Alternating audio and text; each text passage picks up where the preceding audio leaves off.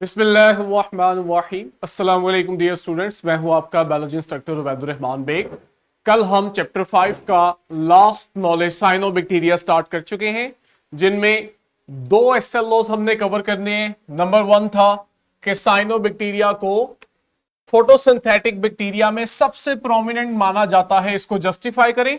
और दूसरे एसएलओ में हमने साइनोबैक्टीरिया और जो दूसरे फोटोसिंथेटिक बैक्टीरिया हैं, इनमें पाए जाने वाले फोटोसिंथेटिक मैकेनिज्म प्रोसेस में जो डिफरेंस है, इसको बताना है। यानी साइनोबैक्टीरिया में भी फोटोसिंथेसिस हो रही है, नॉन साइनोबैक्टीरिया जो हैं उनमें भी फोटोसिंथेसिस है। दोनों के फोटोसिंथेसिस के मैकेनिज्म में बेसिक फर्क क्या है, कल हम इसका इंट्रो पढ़ चुके हैं। इन्हें ब्लू ग्रीन एलजी कहा जाता था।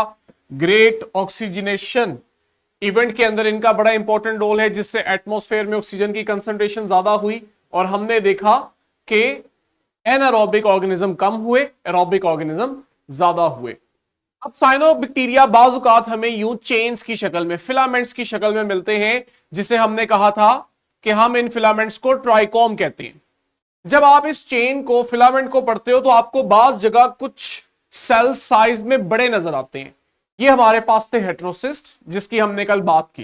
हेटेरोसिस्ट क्या करते हैं? ये एटमॉस्फेरिक नाइट्रोजन को फिक्स करते हैं, यानी अमोनिया में कन्वर्ट करते हैं। फिर इस अमोनिया को आगे फर्दर नाइट्रेट्स और नाइट्राइट्स में कन्वर्ट किया जाता है, जिसे आगे प्लांट्स यूज करते हैं एंड सो ऑन। बाकी लिविंग ऑर्गेनिजम्स उन प्लांट्स को यूज करते हैं। फिर हमने कहा कि साइनोबैक्टीरिया जो है, इनमें सेक्सुअल रिप्रोडक्शन एब्सेंट है। फिर क्या है? इनमें एसेक्सुअल रिप्रोडक्शन होती है, जिनमें से एक मेथड हमने कल बाइनरी फिशन पढ़ा था। बाइनरी फिशन मेथड हम इस चैप्टर के स्टार्ट में भी पढ़ चुके हैं, जहां आप देखते हो कि आपका जेनेटिक मटेरियल डुप्लीकेट होता है, फिर उसके बाद सेल का साइज बड़ा होता है और फाइनली सेंटर से सेल डिवाइड कर जाता है 1 से 2 में।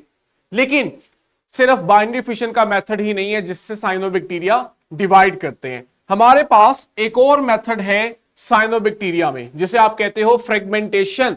अभी हमने डायग्राम देखी है कि साइनोबैक्टीरिया बाजुकात फिलामेंट की शेप में है। अब होता यह है कि आपके पास बाजुकात ये फिलामेंट किसी भी पॉइंट से ब्रेक कर जाता है। जब ये ब्रेक करता है तो इसके बनते हैं फ्रेगमेंट्स। वो जो छोटे फ्रेगमेंट्स होते हैं, इनमें टेंडेंसी होती है कि हर फ्रेगमेंट जो है वो ग्रो करके दोबारा से एक फुली ग्रोन फिलामेंट बना देता है। तो एक फिलामेंट था, अगर लेट्स से उसके 3 फ्रेगमेंट हुए, तो हर फ्रेगमेंट ने ग्रो करके 3 फिलामेंट बना दिए। तो ये भी तो एक तरह की रिप्रोडक्शन ही है ना, उसकी मल्टीप्लीकेशन हो गई है।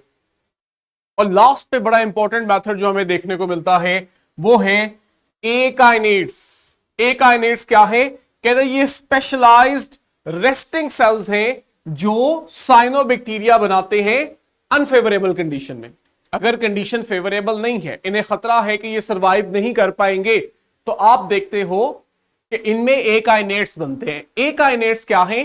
ये आपके पास ऐसे सेल्स हैं जो हार्श एनवायरनमेंट में भी सरवाइव कर सकते हैं और डिस्ट्रॉय नहीं होते। और जब भी एनवायरनमेंट सूटेबल होता है, हम देखते हैं ये जर्मिनेट करके दोबारा से नया फिलामेंट बना देते हैं। ठीक है, इससे क्या होता है? जो साइनोबैक्टीरिया है, इनका सर्वाइवल कंटिन्यू रहता है, ये अनफेवरेबल एनवायरनमेंट में नापैद नहीं हो जाते। ठीक है, कहते हैं आपके पास अगर हम साइनोबैक्टीरिया को देखें तो इनमें मॉर्फोलॉजिकल डाइवर्सिटी बहुत ज्यादा है, यानी इनकी शेप को लेकर। ठीक है, ये यूनिसेलुलर भी हो सकते हैं, और अभी हमने जैसे फिलामेंट देखा, इनमें मल्टीसेलुलर फॉर्म भी हो सकती है। इसके अलावा they can survive in various environment, जिसमें फ्रेश वाटर भी है, मैरीन भी है और टेरेस्ट्रियल हैबिटेट भी। ये इनकी डाइवर्सिटी है। ठीक, आगे आपको बता रहा है कि कुछ एक्सट्रीम कंडीशन जैसे हाई सैलिनिटी या बहुत ज्यादा एक्सट्रीम टेम्परेचर, उसमें भी हम देखते हैं साइनोबैक्टीरिया सर्वाइव कर सकते हैं।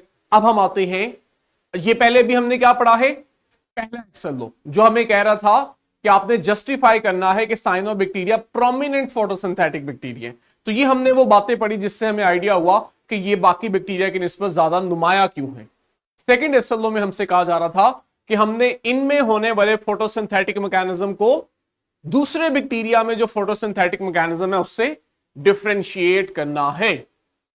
अब फोटोसिंथेसिस होना एक प्रोसेस है जिसमें हम कहते हैं लाइट की मदद से ऑर्गेनिज्म अपना फूड खुद बनाता है। अब वो फोटोसिंथेसिस जो है उसके नतीजे में ऑक्सीजन बने ये शर्त नहीं है। हम बहुत सारे बैक्टीरिया देखते हैं, अभी हमने पीछे एक एसएल लॉ पढ़ा था न्यूट्रिशन इन बैक्टीरिया, वहां हमने देखा था कि ऑर्गेनिज्म है उसमें फोटोसिंथेसिस हो रही है, वो फूड खुद बना रहे, लेकिन जरूरी नहीं होता कि वो इस प्रोसेस के दौरान ऑक्सीजन जनरेट करे। तो साइनोबैक्टीरिया में यह खसूसियत है कि ये प्लांट्स की तरह ऑक्सीजेनिक फोटोसिंथेसिस करते हैं। ऑक्सीजेनिक फोटोसिंथेसिस क्या होती है? इसमें ये वाटर को यूज करते हैं इलेक्ट्रॉन डोनर के लिए। ये देखो, ये जो वाटर है ये अपने इलेक्ट्रॉन देता है किसको? कार्बन सोर्स को। और हमारे पास यहां कार्बन सोर्स क्या है? Carbon dioxide. लेकिन आपने दूसरे अगर बैक्टीरिया याद हो, हमने देखा था वहां पे पानी की जगह पे H2S था, ठीक है, वहां पे हाइड्रोजन जो थे वो H2S डोनेट कर रहा था, इसलिए वहां सल्फर बनती थी। लेकिन यहां हम देखते हैं कि हमारे पास पानी है एज ए इलेक्ट्रॉन डोनर, और जब पानी इलेक्ट्रॉन डोनेट करता है तो इसकी वाली ऑक्सीजन रिलीज होती है एज ए बाई प्रोडक्ट। ये बाई प्रोडक्ट आता है एनवायरमेंट में। यही वो बाई प्रोडक्ट है जो आज से अरबों खरबों साल पहले रिलीज हुआ, और जब इसकी क्वांटिटी एटमॉस्फेयर में बहुत ज्यादा हुई तो इस बाई प्रोडक्ट की वजह से एक बहुत इंपॉर्टेंट इवेंट हुआ जिसे हमने कल नाम दिया था ग्रेट ऑक्सीजनेशन इवेंट, जिसने दुनिया पर इंसानियत की तारीख बदली, ठीक, या जिंदगी को बदल दिया। कहते साइनोबैक्टीरिया जो है लाइट एनर्जी यूज कर रहे हैं, इसलिए वर्ड यूज हुआ फोटो का। ऑक्सीजेनिक का वर्ड हमें समझ आ गया, फोटो का इसलिए हुआ कि ये लाइट एनर्जी यूज कर रहे हैं। अब जब भी अगर लिविंग ऑर्गेनिज्म फोटोसिंथेसिस करता है, लाइट एनर्जी को यूज करता है, तो इसका मतलब है उसके पास फोटोसिंथेटिक पिगमेंट्स भी होने चाहिए। और यहां पे जो प्रोमिनेंट फोटोसिंथेटिक पिगमेंट्स हैं, इनमें क्लोरोफिल ए है, फाइकोसायानिन है और एलोफाइकोसायानिन है। ये वो पिगमेंट्स हैं जो लाइट की एब्जॉर्प्शन को इंक्रीज करवाते हैं ताकि इनमें फोटोसिंथेसिस ज्यादा से ज्यादा हो। इनमें से जो क्लोरोफिल ए है ना, इसे हम कहते हैं it is primary photosynthetic pigment, यानी कि असल जो है ये वो पिगमेंट है जिसके पास सारी एब्जॉर्ब की हुई सनलाइट आती है, उसकी एनर्जी आती है, और यहां से फिर आप देखते हो वो जो सनलाइट को केमिकल एनर्जी में कन्वर्ट किया जाता है, वो प्रोसेस यहां से इनिशिएट होता है क्लोरोफिल ए से। इसे हमने आगे डिटेल में पढ़ना है केंटक की बुक चैप्टर 10 से, जहां हम फोटोसिंथेसिस और रेस्पिरेशन भी पढ़ेंगे। बाकी के जो मैंने अभी नाम लिए फाइकोसायानिन और दूसरे पिगमेंट्स, ये सब एसेसरी पिगमेंट्स हैं। ये क्लोरोफिल ए को मदद देते हैं, इसलिए हम कहते हैं ये एसेसरी हैं। ये लाइट तो एब्जॉर्ब करते हैं, लेकिन वो लाइट भी एब्जॉर्ब होने के बाद जाती है क्लोरोफिल ए के पास, इसलिए हम कहते हैं वो प्राइमरी पिगमेंट है, बाकी एसेसरी हैं। पिगमेंट्स है कहां, ये बहुत इंपॉर्टेंट है। प्लांट्स का तो हमें पता है, वहां पे आपके पास इस तरह से क्लोरोप्लास्ट होता है। क्लोरोप्लास्ट में आप देखते हो उसके अंदर मजीद आपके पास यूं थैलाकोइड्स होते हैं। जब आप इस थैलाकोइड को जूम करके देखते हो तो आपको पता लगता है कि ये जो थैलाकोइड है इसकी मेम्ब्रेन पे फोटोसिंथेटिक पिगमेंट्स पड़े हुए हैं। लेकिन ये सब मेम्ब्रेन ऑर्गेनल, मेम्ब्रेन स्ट्रक्चर है। बैक्टीरिया का तो हमें पता है ये प्रोकैरियोट है, इसमें किसी किस्म का मेम्ब्रेन स्ट्रक्चर नहीं होता, इसलिए हम कहते हैं इनमें न्यूक्लियस भी नहीं होता। तो अगर इनमें फोटोसिंथेटिक पिगमेंट्स है तो वो कहां पड़े हैं? एक बात। दूसरी बात कि ये जो फोटोसिंथेटिक पिगमेंट्स हैं ये खुद को ऑर्गेनाइज करते हैं। जब ये खुद को ऑर्गेनाइज करते हैं तो इनकी कलेक्शन से जो स्ट्रक्चर बनता है उसे हम कहते हैं फाइकोबिलिसोम्स। ये बड़ा इंपॉर्टेंट एमसीक्यूज है। ये बिल्कुल ऐसे ही है जैसे हमने ग्रेड 9 में पढ़ा था, 11 में दोबारा पढ़ेंगे कि जब आपके पास प्लांट में इन थैलाकोइड मेम्ब्रेन के ऊपर मौजूद फोटोसिंथेटिक पिगमेंट खुद को अरेंज करते हैं तो वो फोटोसिस्टम बनाते हैं। अगर आपको याद हो फोटोसिस्टम 1 और फोटोसिस्टम 2। इसी तरह हम बैक्टीरिया में देखते हैं कि इसके पिगमेंट्स अरेंज होके फाइकोबिलिसोम्स बनाते हैं, तो ये आपने याद रखना है। अब ये है कहां? ये इनकी थैलाकोइड मेम्ब्रेन्स में है। अब आप हैरान होंगे कि बैक्टीरिया के अंदर, साइनोबैक्टीरिया में थैलाकोइड मेम्ब्रेन्स कहां से आते हैं? ठीक है, तो ये इनकी सेल मेम्ब्रेन का ही हिस्सा होते हैं। ठीक है, सेल मेम्ब्रेन का वो पार्ट जहां पे ये फोटोसिंथेटिक पिगमेंट पड़े हुए हैं जो फोटोसिंथेसिस करवाएंगे, उसे हम कह रहे हैं कि ये उसकी थैलाकोइड मेम्ब्रेन है। अदरवाइज इसके पास कोई स्पेशल मेम्ब्रेन स्ट्रक्चर मौजूद नहीं होता, क्योंकि ये प्रोकैरियोट्स हैं, ना ही इनमें क्लोरोप्लास्ट है। Very important. कहते हैं साइनोबैक्टीरिया के अंदर जो फोटोसिंथेसिस का मैकेनिज्म है ना, वो बिल्कुल वैसा ही है जैसा प्लांट्स में होता है। और अगर आपको याद हो, हमने प्लांट्स में पढ़ा हुआ है कि जो फोटोसिंथेसिस है इसके दो मेजर रिएक्शन होते हैं। एक को आप कहते हो लाइट डिपेंडेंट रिएक्शन। ये वो रिएक्शन होता है जहां लाइट का होना जरूरी है और इस दौरान जो प्रोडक्ट बनता है वो एटीपी और एनएडीपीएच होता है। दूसरा आपके पास रिएक्शन होता है फोटोसिंथेसिस का लाइट इंडिपेंडेंट रिएक्शन, जिसके लिए लाइट का होना नहीं जरूरी। इसके लिए असल में जो लाइट डिपेंडेंट रिएक्शन का प्रोडक्ट है ना, ये चाहिए होता है इस लाइट इंडिपेंडेंट रिएक्शन को, जिसे हम डार्क रिएक्शन भी कहते हैं और केल्विन साइकिल भी कहते हैं। केल्विन साइकिल को लाइट इसलिए नहीं चाहिए क्योंकि वो लाइट रिएक्शन में बनने वाले प्रोडक्ट को यूज करता है, और जब वो इन प्रोडक्ट्स को यूज करता है एटीपी एनएडीपीएच को, तो ये क्या करता है हमारे लिए शुगर बनाता है। किससे? कार्बन सोर्स से, जो कि कार्बन डाइऑक्साइड है। तो बिल्कुल एग्जैक्ट यही मैकेनिज्म आपको साइनोबैक्टीरिया में भी मिल रहा है। ये एक बड़ी एक इंटरेस्टिंग चीज है, कहां एक सेल का ऑर्गेनिज्म और कहां इतना बड़ा प्लांट, दोनों के अंदर जो मैकेनिज्म है वो सिमिलर है। वही बात कि जो लाइट डिपेंडेंट रिएक्शन है, इसमें क्या होता है, थैलाकोइड मेम्ब्रेन में मौजूद पिगमेंट्स लाइट को एब्जॉर्ब करते हैं और उसे कन्वर्ट कर देते हैं केमिकल एनर्जी की शक्ल में। और वो जो केमिकल एनर्जी है वो असल में स्टोर होती है बॉन्ड्स में, और वो बॉन्ड्स बन रहे होते हैं एटीपी और एनएडीपीएच के अंदर। ये बात समझ आई कि जो लाइट एनर्जी है उसे केमिकल एनर्जी में कन्वर्ट किया, और वो केमिकल एनर्जी स्टोर हो गई जब एटीपी और एनएडीपीएच बन रहे थे। और जब एटीपी एनएडीपीएच बन रहे थे, असल में इनके दरमियान नए बॉन्ड्स बन रहे थे। वो जो बॉन्ड्स बने हैं उनमें ये केमिकल एनर्जी स्टोर की गई है। ये अब जो दो प्रोडक्ट्स है ना लाइट रिएक्शन के, कहते हैं ये अब आगे चाहिए केल्विन साइकिल को, ये उसको पावर करेंगे। केल्विन साइकिल कहां हो रही है? अगेन ये आपके लिए एमसीक्यूज है। कहते हैं केल्विन साइकिल होती है साइटोप्लाज्म में, बिल्कुल वैसे ही जैसे आपने देखा था कि क्लोरोप्लास्ट के अंदर केल्विन साइकिल हो रही थी क्लोरोप्लास्ट के साइटोप्लाज्म में, जिसको आपने स्ट्रोमा कहा था। जैसे सेल के अंदर साइटोप्लाज्म होता है, क्लोरोप्लास्ट का जो लिक्विड पोर्शन है उसे हम स्ट्रोमा कहते हैं। प्लांट्स में केल्विन साइकिल होती है स्ट्रोमा में, क्योंकि वहां थैलाकोइड है, क्लोरोप्लास्ट है। जो साइनोबैक्टीरिया है इनके पास तो क्लोरोप्लास्ट नहीं है, तो यहां फिर आप देखोगे जो साइटोप्लाज्म है वहां पे होगी केल्विन साइकिल डार्क रिएक्शन। और कहते हैं साइटोप्लाज्म में कहां? साइटोप्लाज्म तो बड़ा स्ट्रक्चर है।